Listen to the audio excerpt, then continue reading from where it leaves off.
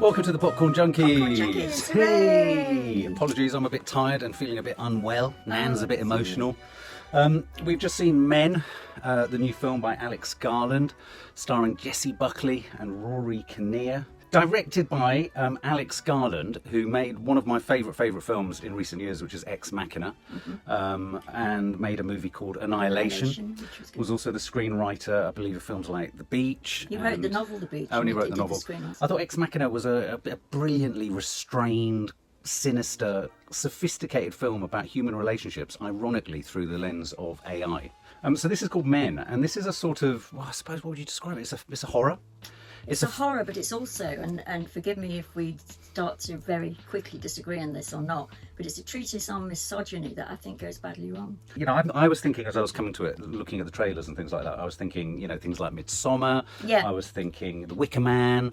You know, I wasn't expecting it to be as rural as it is. But yeah, I was excited. I'd be lying if I didn't say I wasn't excited. Plus, and me, very much, Mark. Oh, were you? I was totally excited. Oh, right. Oh, okay. I was looking forward to it more than almost any other film. Oh, right. From the trailer, because I thought the trailer was very good. And I thought it was curious. I thought we'd reached a moment in this sort of hashtag #MeToo landscape where just the word men was potentially sufficient to denote horror and fear. And I think that there's a lot more. It seems like an incredibly simple title, but I think it's an incredibly clever title. And I know we are about to disagree. And I think that so much of what I think this film is about is exemplified in the simplicity of its title. Because it sets itself up as a horror film and it makes no sort of bones about the fact that it's men. Yeah. So, you know, this might get a bit emotional for my mum because, of course, this deals with the topic of suicide and it deals with it in a very particular way. Right from the get-go. Right from the get-go. It's almost like the second image, isn't it? Yeah, exactly. And so it's about this woman, Jessie Buckley, Harper, whose partner, she's in an abusive relationship, both emotionally and we discover physically. And it's about her aftermath, or the sort of period of time immediately after her partner, we think, throwing himself out of an upper floor kind of flat window. She's not even sure. He could have slipped. No, possibility that he slipped. Yeah. But it starts with an incredibly evocative image that's in the trailer of him falling and then looking at each other. And that's played by Papa Isiedo, who you'll probably know from I May Destroy You. Who's absolutely astonishing actor. And I think that actual scene of him looking in desperation, which is probably only minutes on the screen, but it's absolutely profound in the sense that did you feel, I'm sure you did, sure anybody that saw it felt I mean, he was acting his socks off in that one moment, didn't you feel that? Yeah. But I mean, he was a character who was coated and subsumed in self-pity and manipulation. You know, the very first image where we see him falling. Yeah, we don't know that, but it becomes. Then she gives us a story of what actually happened. Yeah, and it becomes clear that so essentially she's headed off to a sort of rural retreat. To grieve, basically. To grieve, yeah, and it's a film about grief. It's a film about the aftermath of grief. It's not just about grief of a kind of dying partner. I think it's the grief of an abusive relationship too. And as you say, it clarifies itself that he threatened to kill himself.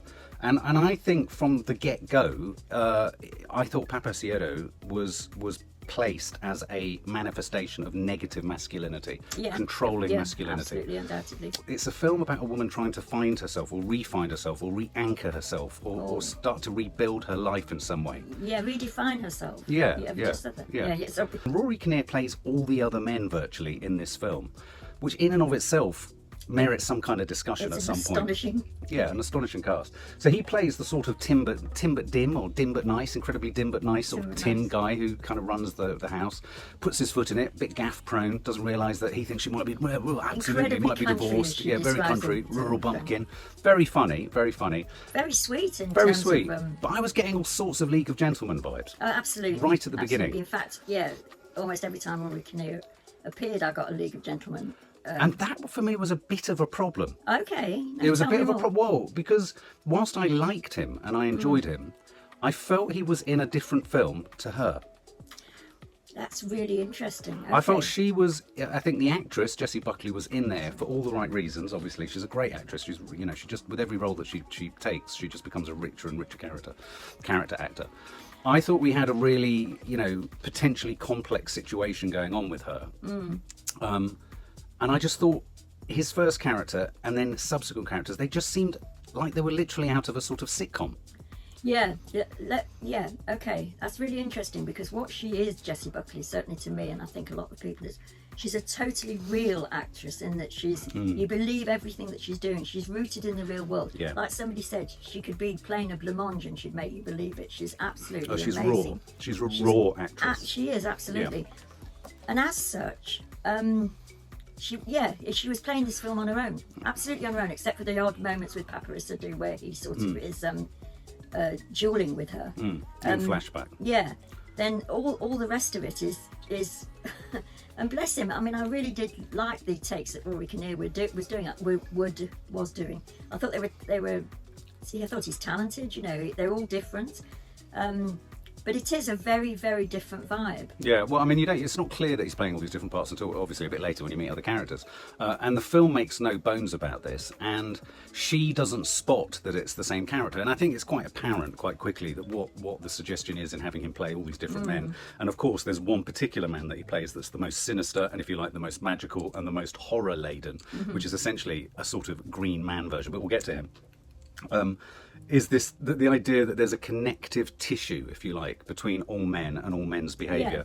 And I would say that all the men in this film are portrayed, whether they be police, vicar, the owner of the property, or even the landlord of the pub. They're kind of portrayed, bar the kid, as almost kind of reliable or safe even a kid men. as well, I would say. Yeah, well, you would assume that a child would be safe, wouldn't you? And so they're men of kind of authority, and men of sort of.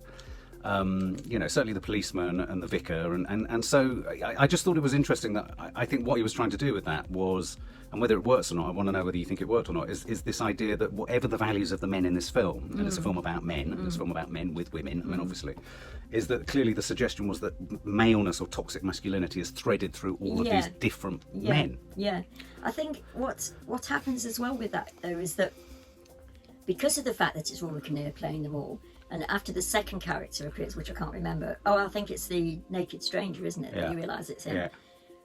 You start very quickly, and I don't know whether you did this, but I certainly made this assumption the first time I saw it, and it was magnified the second time, was that it's all happening in her mind. It's her version of hell. It's a version of hell. All men are portrayed. It doesn't matter that this is fairy tale-esque or sort of like nightmarish vision. We don't have to have the specifics of who they are, so it doesn't matter that she doesn't notice who they are in that sense.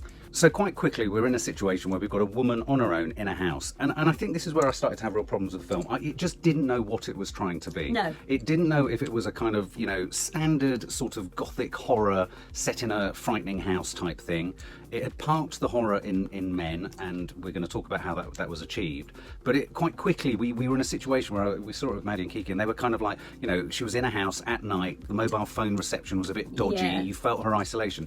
And I always have a problem with that. In a film with an actress like her who's playing it for real, why would she really have chosen somewhere like this? I know it's a ludicrous thing to say, but I think it matters, because it's so key to the kind of general sense of horror that kind of that descends on the film. Yeah, he tried to sort of to deal with that by having her say things like, I overdid myself here, and I should have thought about this more, and it's too big. And her sister on the phone says something along the lines of, but you've booked this for you. This is for you to find yourself. Yeah. Well, you could find yourself in a sort of much busier location rather than in a sort of stranded Tudor cottage. Yeah, exactly. And we're never given, actually, if you think about it, any idea of what Harper herself, other than a woman who is grieving, and we know that in many different ways.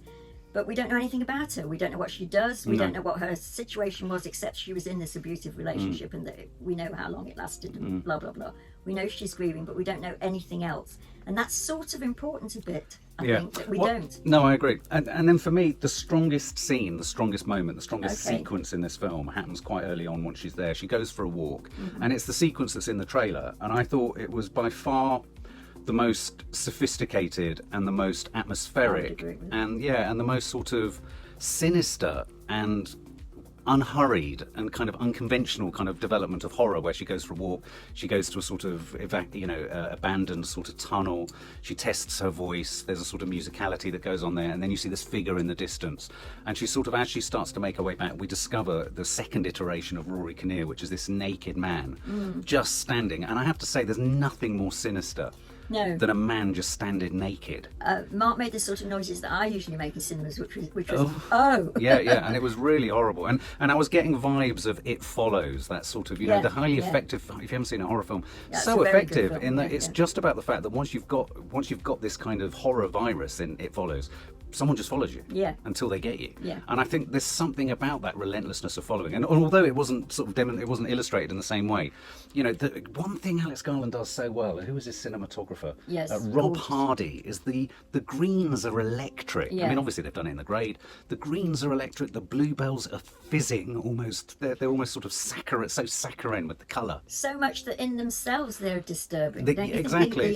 So it added a sort of hallucinatory thing, and it's certainly that you can obviously Annihilation, they take that to the next level, don't they? So the countryside becomes an enemy in one sense, even if the figure hadn't been there. She keeps, and this is where Jessie Buckley is such a good actress, because the whole of that sequence is focused on her face, and she keeps sort of feeling, maybe even when she feels frightened, then she'll walk it off and she'll smile to herself and think, I'm being silly. She'll feel the rain and think, well, this is what I came for. All of that is expressed in her face with no words, which is astonishing, really. Yeah, absolutely. And, but again, she's playing it for real, and meanwhile there feels like there's this quite sort of standard horror tropes building around her. So you've got this curious performance at the centre, this woman, and then around it men start to sort of spring up everywhere, don't they? The naked man sort of comes to the house. She calls the police. The policeman's Rory Kinnear. She goes to a church because she's kind of having traumatic flashbacks, where we see a moment where Paparazzi actually hits her. And then the vicar reaches out to her, the most sinister vicar in the world. That's Rory Kinnear. Then she stumbles across a boy with a mask on around the side of the church, and that's Rory Kinnear. I think, just to interject for a minute, there's even more iterations of Rory Kinnear, but I think that one with the vicar is really important because it's longer for a start. When he's sitting next to her, he asks for her description of what's happened, and I sometimes never sure about Rory Kinnear. I mean, he can impersonate, but I'm not sure about his acting skills. I thought he was brilliant in that sequence. They darkened his eyes as well, so he was very, very. And they changed the shape of his eyes as well. I don't know if you noticed that. But he was sort of putting words into her mouth to the point where she sort of. But it goes on for quite a long time, is my point. Whereas a lot of the other times that he appears, Rory Kinnear, he comes and goes. I thought that was. And that was preceded. That was preceded by an incredibly emotional scene where she's screaming in the church. I mean, and the screaming, it goes beyond animalistic. It's so animalistic. And so again, you have these puncture points of extraordinary rawness and life and grief and the pain and agony she's got of obviously loving this guy and having been manipulated by him, feeling the burden of responsibility. And we have all had experience of suicide where culpability and responsibility, thoughts of what could we have done and did I cause it, could I have caused it, when and all of which the vicar verbalises. Yeah, absolutely. And then gradually it moves into, without going through a blow by blow account of every part of the plot, it kind of picks up pace, and she becomes more and more sort of hassled by more and more of these men. She goes to the local pub. The police have had to release the naked man, and there's he goes in and out of realism, doesn't he? In the sense that the policeman, because I think at the point before the policeman came into the pub the first time I saw it, I was thinking, well, this is all going on in her mind, it won't be referenced. But he says, oh, he's a nutter, we caught him, and then right at the end we had to let him go, so it's going to go on. But realism rather than... Well, yeah, but I thought in that scene, that was the point at which the magic, if there is magic in Rory Kinnear playing all the parts, fell to pieces. Because I thought at that point the film kind of knew it was being clever with him. Arch. And then in a weird way it punctured the believability of the landlord that he was playing or the policeman that he was playing. It just became a gimmick, and at that point I didn't like the Rory Kinnear playing every character point. No. It lost power. Also, let me just say this now because I'll forget it. I forgot to say it earlier. Maybe this isn't important, but it was one of the things I was going to say to you guys when I'd seen it and before I thought I was coming back to see it, was every good sort of frightening horror trope was in the trailer. I don't know if you thought so. So there was nothing that happened in that, except for the final third act, which was a mistake. I'm giving, maybe it was a mistake. But so all the apples dropping, the thing of the people. What did you think of all of the apple garden? The Garden of Eden and all that kind of stuff? I've got no time for, and I think that's why I seemed to be very aggressive when we came out for this. It's like The Wicker Man or Midsommar, which I thought actually she was I was reminded she was escaping a sort of toxic-ish relationship there. She was, but that whole idea of the Green Man, and the Sheila Nagig. Sheila Nagig, and it kept showing you the two ends of the sort whatever of you font. call that thing, the font. and we're all one, and we're all one, which then Alex Garland takes to its literal. Well, I didn't see. This is where I think it gets interesting. So, you know, the whole horror, it clearly becomes a horror based upon gender and based upon control and based upon. I mean, for me, obviously, the whole Garden of Eden thing was about male priority and the woman being the source of kind of fucking things up, if you like. The inherent misogyny through religion and faith and through everything. To the point, almost. Sorry to interrupt, but it's just to the point where when there's one point where the vicar says to her, and it's made evident through all her interactions with men, all the other Rory Kinnear characters and her husband, of you're making me feel this. Yes. Your very nature is making me feel this. Yeah. Which is men can't control themselves. Exactly. Men can't, which again I think is intriguing around the Sheila na gig thing. You know, this kind of is carved into the font. So you've got the green man and you've got the sort of female thing holding her uterus open and kind of, you know, and the idea of you know, is it sexual or is it frightening? Is it to ward you off or is it to kind of invite you in? Is it just fecundity? Is it just saying that this is the way the world is? And exactly. That, you know, and I think it couldn't help but be interesting about all of that kind of stuff. No, I would agree but it with kind of let itself down with all this run. I mean, the scariest moment was where the kind of the chav, if you like, Rory Kinnear came running up the path. I mean, that made me jump out of my skin. So there's some real jump scares in there. There are moments in there where you're really frightened and you're in a house and people are trying to break in and all this kind of stuff.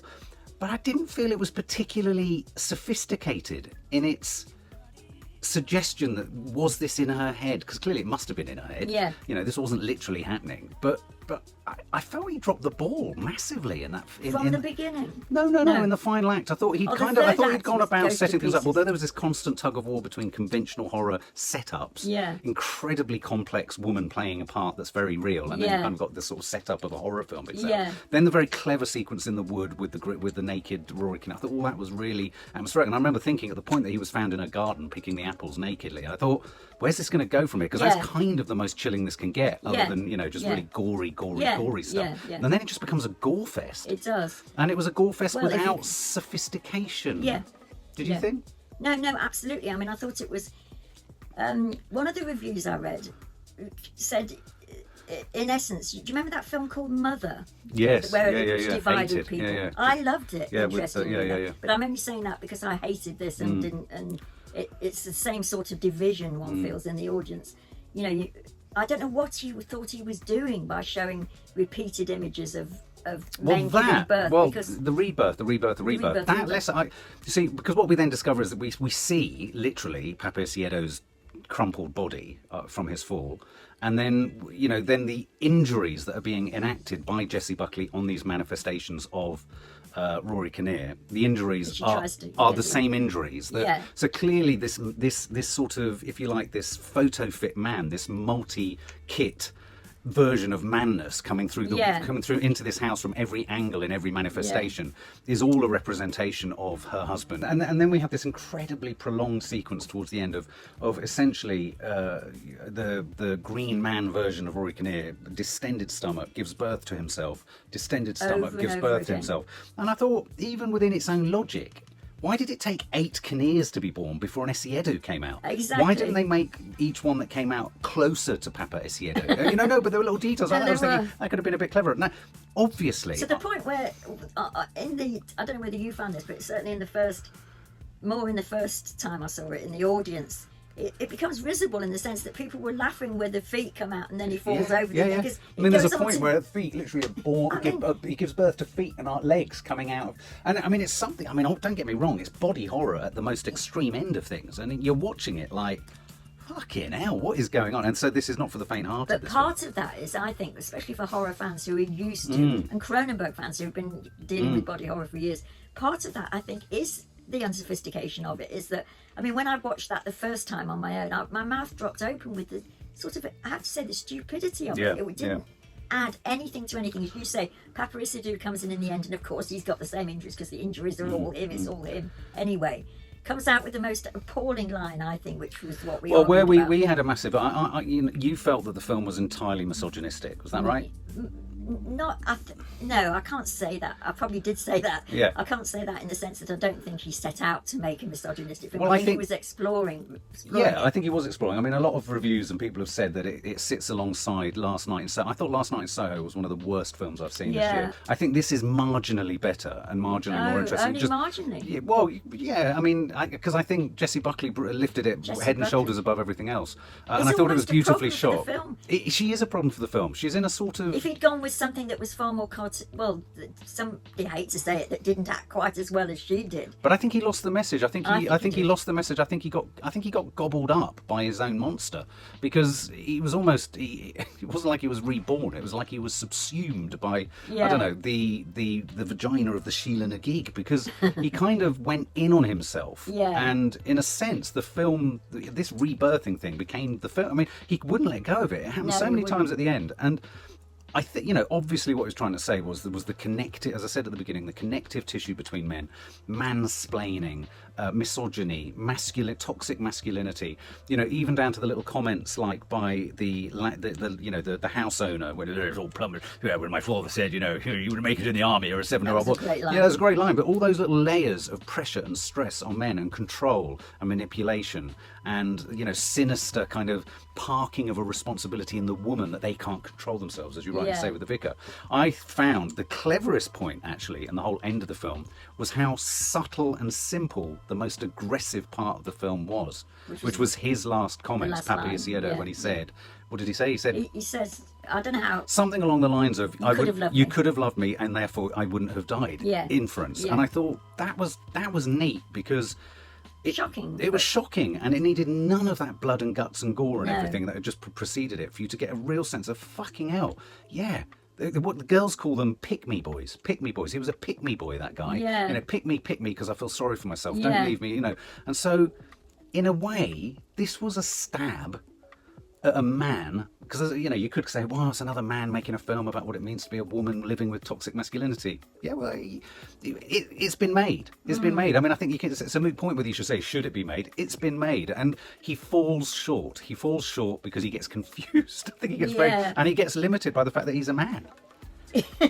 Oh wow! Well, you're saying things that I didn't think. Yeah, no, that sounds true. And I'll tell you something else I did like. I mean, I know you get horror films like Halloween, where it's obviously a man, and Friday the 13th, and it's a man, and you get Frankenstein, which is a composite man. But a lot of horror parks the source of horror in women. So it's, you know, the body of the women, Carrie, or, you know, that kind of stuff. Or it's in the home, it's the domestic place, or it's the children of women and the relationship between. And I thought something that parked it not within, like, not that it was a man with a blade, but something that parked it within male sexuality and male identity, that's the horror.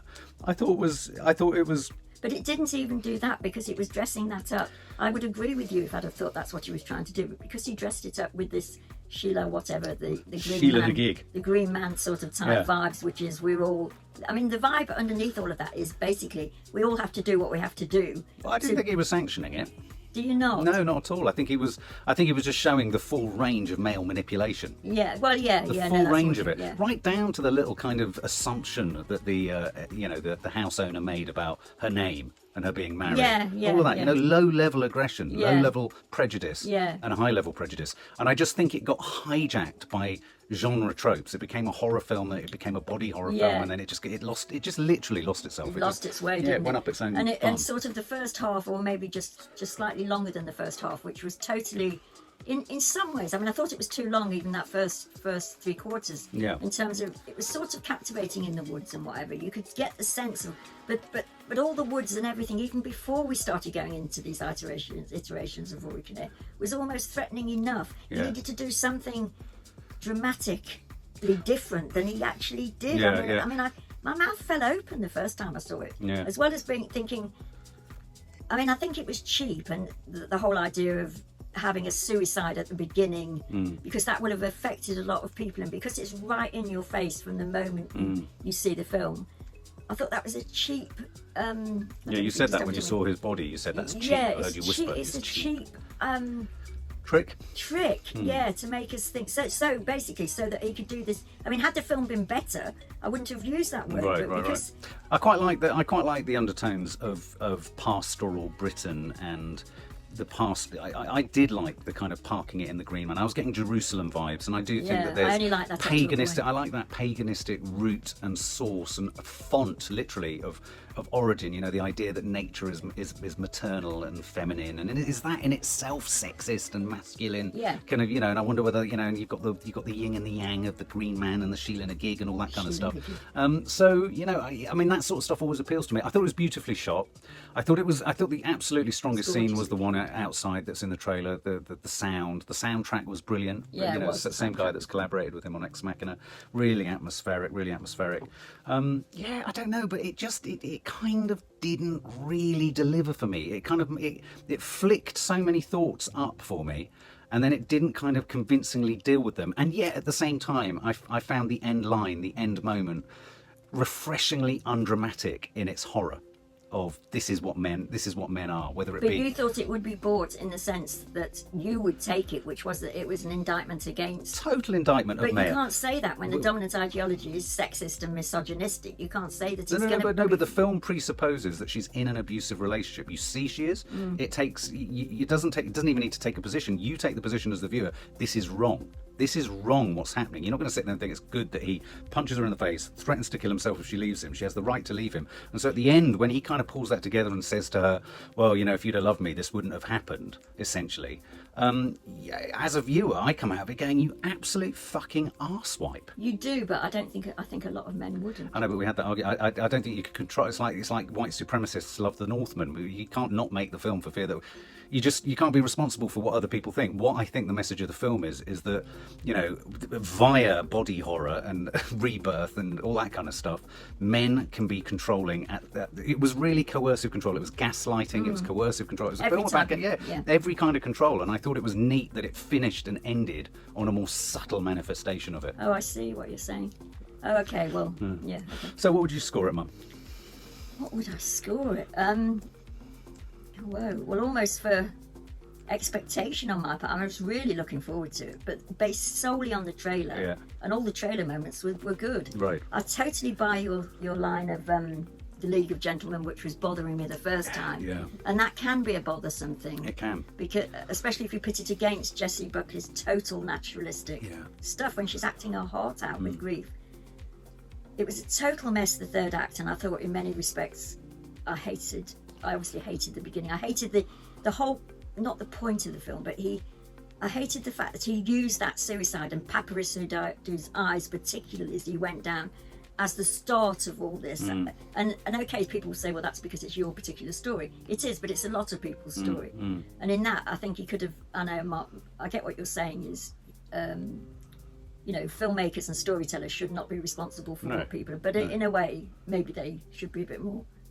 So what would I give it? I'd give it, you see, but the good bits were really good. You know, her acting, the cinematography, 48. Okay, yeah, that's about on the money for Rotten Tomatoes. I think it's got 47. Oh, is it? I thought Jessie Buckley. I think with the performance he had from Jessie Buckley, the horror could have become infinitely more complicated, layered, and subtle. I thought he was absolutely hitting all the right notes with the introduction of the naked man, the sense of pursuit. I think he made a huge narrative mistake in that he brought that person right up literally to the window of a house too soon. Yeah. I think he had all sorts of breadth there to stick with the horror and the subtle horror of landscape and you know what this rebirth man, because he's, you know, this naked man has got oak leaves wedged into his skin. He's off the earth. He's weird. You know, smells strange and all that kind of stuff. So I thought, you know, and then I thought these little individual scenes with different moments. I think the film could never shake its own sort of smug kind of cleverness around using Rory Kinnear for every part. I think, and I don't think that's Rory Kinnear's fault. I think Rory Kinnear did a really good job of it. But I think the film was kind of a bit too, you know, cocky about that.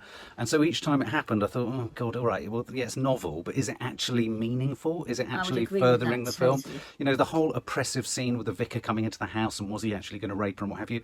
I thought that was terribly dealt with. It was like he just sort of ambled all over her with his separated fingers, and then she.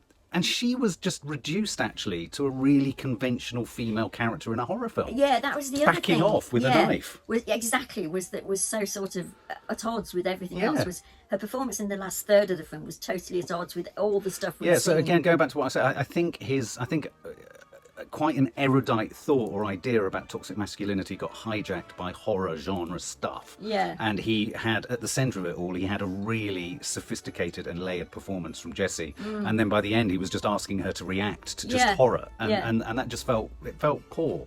And so that final moment, that final scene, I thought he managed to kind of rescue it from the gasping jaws of failure by just having that moment, which kind of anchored it a little bit at the end. But for me, I was really excited, and it didn't really deliver on everything that I was hoping for. But like you said, when it worked really well.